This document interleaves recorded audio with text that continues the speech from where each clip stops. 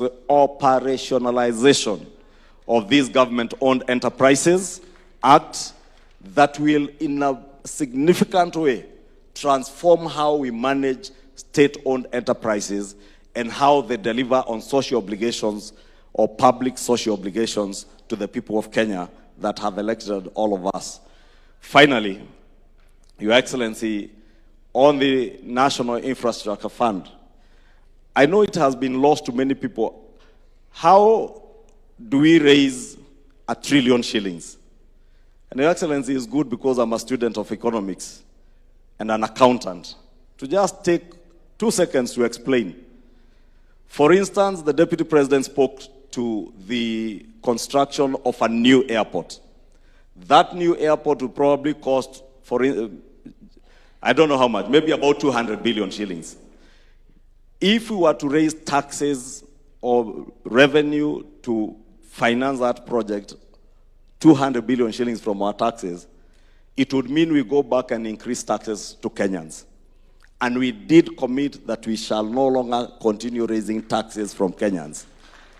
Equally, the president has told us that he took over an administration that inherited heavy debts, public debt. And we also committed, as we campaigned together, that we shall not burden our country with more debt, more public debt. 200 billion shillings to build an airport would have to go and borrow or raise taxes.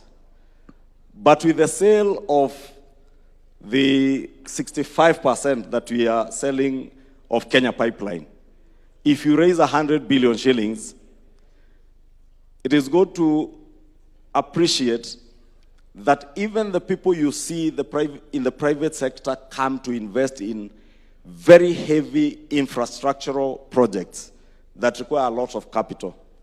Many of them do not own the capital that they use to develop those projects. Indeed, what they do is to leverage on the capital they have to be able to raise more money from the financial markets.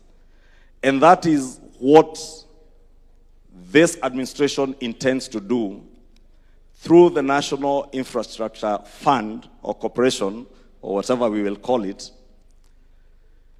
to be able to raise money that you will leverage on to lift those very capital-intensive infrastructure projects like the airport, a new airport.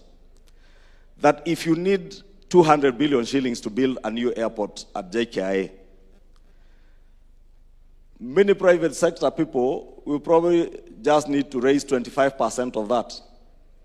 25% of 200 billion is 50 billion shillings.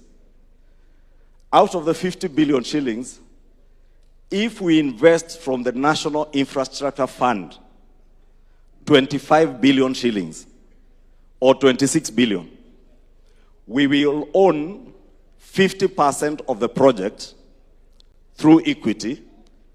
Then the project, not the government of Kenya now, but the project that is commercially viable, which can repay itself and generate more revenue and more income to the government of Kenya and be able to repay its own debt.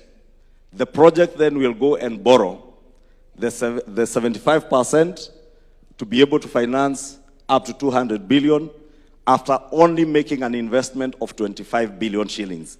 That 25 billion shillings is what we are now raising through the sale of KPC, Safaricom, and many of the other state corporations. And Your Excellency, I just took liberty to explain that because I know we are many here, and it's a good opportunity to educate each other so that we understand. Because you hear a lot of negativity from the naysayers, and what Your Excellency, you called the other day masters of political deceit and intellectual conmanship. And they are there, and there are very many.